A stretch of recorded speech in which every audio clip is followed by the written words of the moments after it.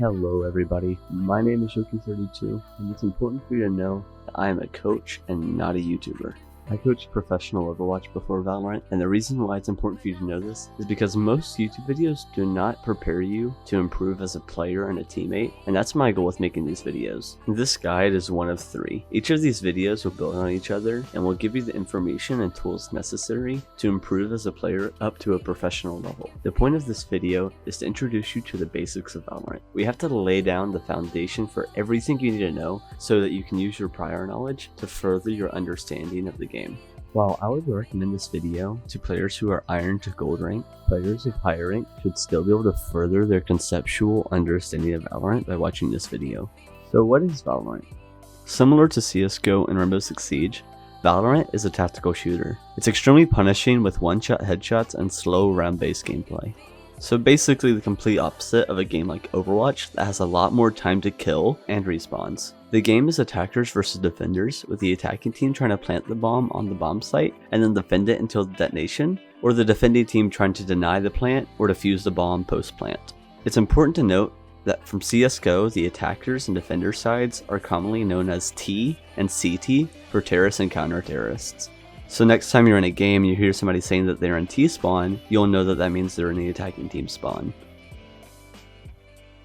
The first thing you're going to want to do after you launch Valorant is head into the practice range and experiment with all the different agents and all of their abilities. This is the only way you can experiment with each agent's abilities without having to unlock them. You need to understand what each agent is capable of so that you know what you're up against whenever you play against them and win your games, and you don't have to suffer death to learn the hard way.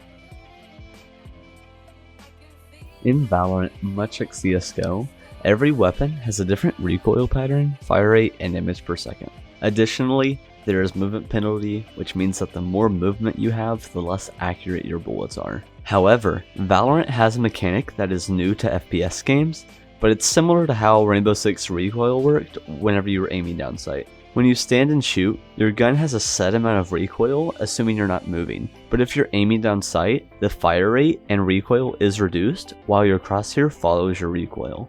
When you crouch, the amount of recoil is also reduced, so whenever you're crouched and aiming down the sight, that's whenever your weapon will have the least amount of recoil. This does come at a price, however, because the more crouched and scoped in you are, the less movement speed you have, which makes you a much easier target to kill. Here are a few different examples of weapon accuracy while moving, walking, and crouching with and without aiming.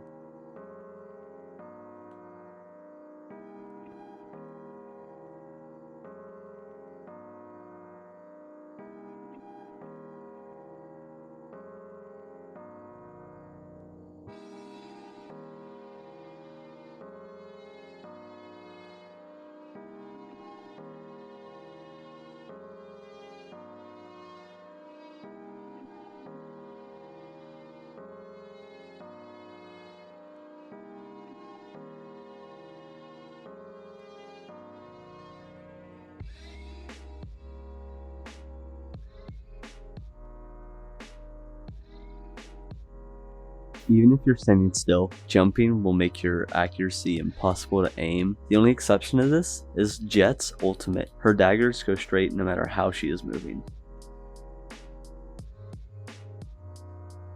Whenever you attack or defend, sure, you can win the round by killing 5 people or stopping the bomb plant or planting the bomb, but what is it that allows you to complete those objectives? What are your win conditions when it comes to winning a round? If we look at the map Haven, you can see that there's 5 different entry points. That means that when defending, we need to make sure that each one of those entry points is covered by a defender. Here's an example of each agent playing their respective position based off of the defensive image of Haven I just showed. You generally do not want to hold angles while defending because it puts you at a risk of getting picked. Instead, each of these positions put the agent in a position where they can gain information and deny entry, which allows for your team to rotate, which compensates for the man disadvantage. So whenever you position defensively in Valorant, you want to first of all get information, and second, put yourself in a situation where you can easily kite back and keep yourself alive until your team has rotated and is able to help you defend the bomb site. Remember, these positions are just examples of how you should play on defense. Sage in Garage, for example, she's not taking a risk by challenging the direct Garage angle, but instead she's playing an off angle where she can easily kite back and use a slow, bouncing it off a wall so that she doesn't have to put herself at risk. Brimstone on B site is able to smoke for A long and C. He wants to stay alive so that he can continue to use his abilities to deny entry across the map. This means he should not challenge mid, and he should play an angle safe on site while using his smokes and molotovs to deny entry. Sometimes, the defending team will have the opportunity to play for orb control. Phoenix defending A site is a good example of this because he can flash and engage for himself after he receives the information that the attacking team is capturing the orb. On A site, Jet is able to take more aggressive positions because she can so easily kite back with her dash. Remember, just because you can play aggressive doesn't mean you should. Time is on your side if you're the defending team, and the attacking team has to come to you if they want to win the round. Now whenever you're attacking and trying to plant the bomb, your win condition is taking those defensive positions from the defending team. You do this by getting information on their positioning, smoking off their line of sight, or by using a flash or stun to set yourself up to challenge with it and get a kill.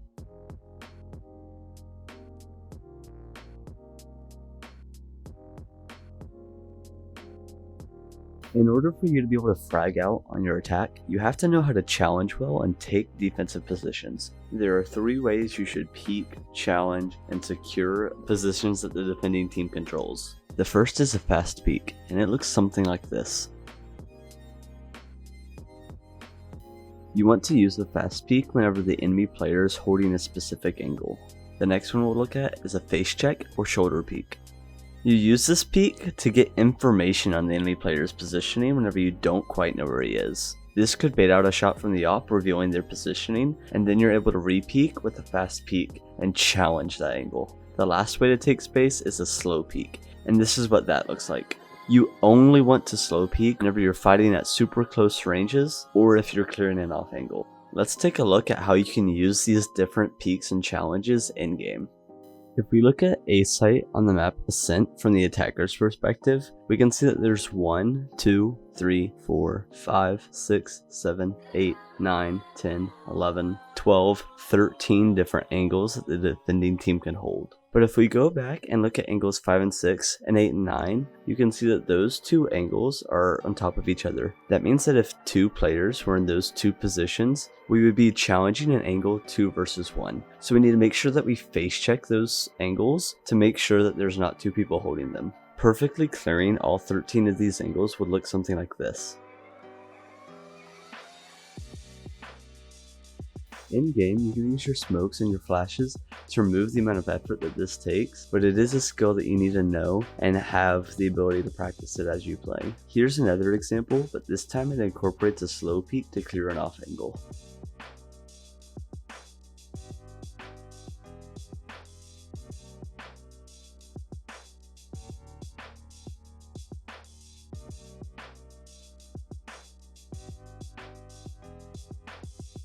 Properly managing the weapon economy is the single biggest factor that will determine which team has the advantage and which team is at a disadvantage.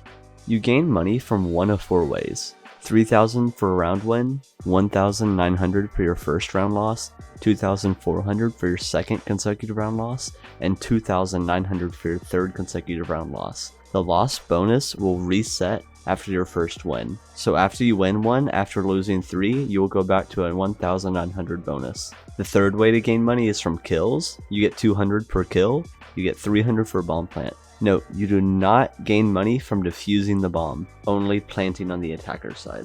After you have your money, there's 3 ways that you can spend it. The first is a full buy, and this costs about 4,500 to buy armor, a gun, and all of your abilities. The second is a force buy. This means spending all of your money to invest into the round, even if you don't have enough for a full buy. The last way you can spend your money is not at all.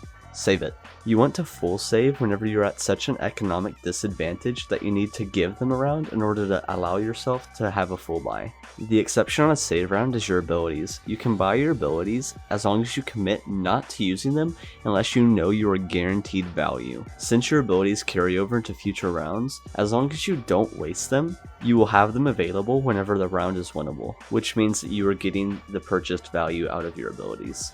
There are 2 other kinds of buys, but we will focus on those in future, more advanced videos. For now, focus on these 3 and you should be set.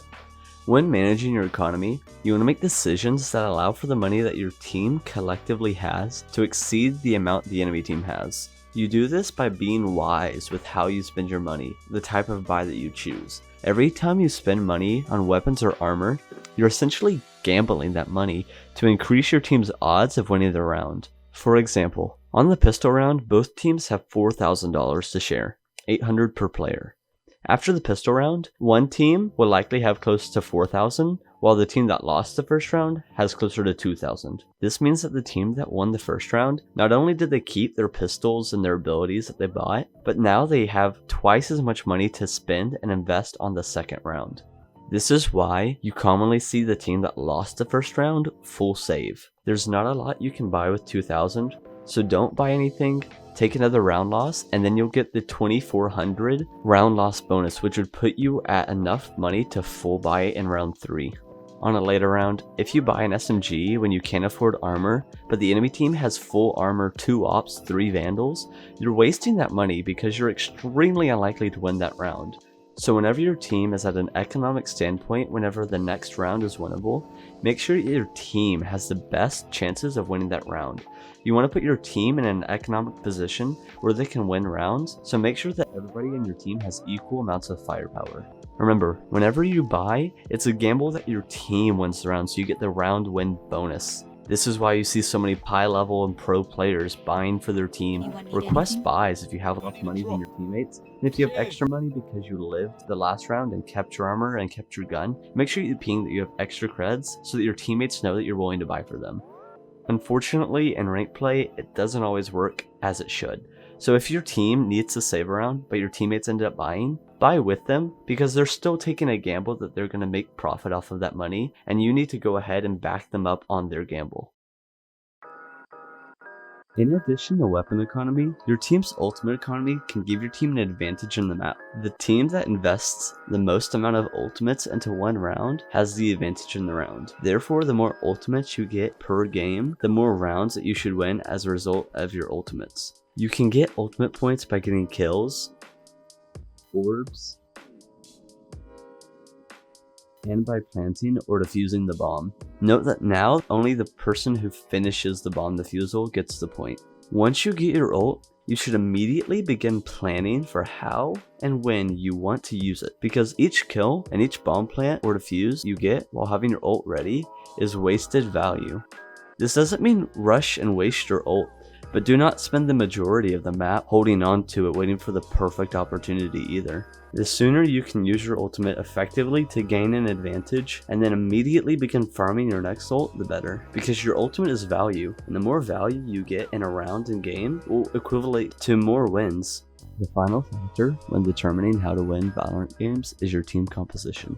You want to have a balanced team that is capable of doing everything necessary. So far, in the video we've talked about challenging and defending positions. Whenever you pick your team comp, you want it to be able to do 5 things. Deny entry, smoke off lines of sight, flash or stun to engage, have a way to gain information, and have a lead entry fragger or entry fraggers. When you're picking your team comp, you want to fill in the gaps of what your team is missing. Here's a brief description of what each agent is capable of doing. Brimstone has smokes, which smoke lines of sight, and then he has his Molotov in addition to his smokes to deny entry. As of right now, his combat stems are not extremely useful, so he's a solid 1 and 2. Breach's whole kit is flashes and stuns, and he's a perfect number 3. All of Cypher's kit is built around information. His caps and cages provide solid entry denial, in addition to a way to gain information. He's a solid 1 and 4. Jet has smokes, but they're not the most reliable. She can be a lead entry fragger, but no matter what she's doing, she needs strong support. She's a mediocre 5 and 2. Omen has free global smokes, one really strong flash and the ability to outplay on an engage. He can provide strong entry denial with his smokes as well, so he's a strong 2 while being mediocre at 1, 3, and 5. Phoenix has strong flashes and a Molotov that heals himself on a kill cooldown. One of the best entry fraggers in the game with really strong flashes. He's a powerhouse 3 and 5. Raze has alright entry denial with her grenade and bomb buddy, They can both be used to deny defenders' positioning as well. She can double or triple jump onto site, which opens up a lot of space on the engage. She's a decent pick for 1 and 5. Reyna has some of the strongest engage in the game right now, with her near sight being so unbelievably strong. She's a great offensive agent, solid for 3 and 5. Sage has probably the best entry denial in the game right now. Her slows and walls can be chained together, allowing for teammates so much time to rotate while also providing information. She's a solid 1 and a decent 4. Sova is probably the most flexible agent. His owl drone is a great way to help the engage onto a site and gain information. His recon arrow provides amazing information, and his shock bolts can deny defensive positions. He's the best 4 in the game and a strong 3. Viper has a ton of entry denial. Unfortunately, she does not gain any information from it. All of her abilities either smoke off line of sight or deny entry. She's a really good 1 and 2. Remember that this is just a description of how the agents are today. For each future agent that comes out and each balance patch, the agents can change and their place in the meta could be different. But these 5 things that define a good team comp should never change. I wouldn't be a good coach if I didn't leave you with some next steps to take. The best way a beginner should improve in Valorant is first by investing some time in the range every day before you play to improve your aim and recoil control. I would recommend you turn strafe off and armor and infinite ammo on in the shooting range. Start by doing speed medium for 2 rounds and then speed hard for 5 rounds. Once you've done that, do 2 rounds of eliminate 100.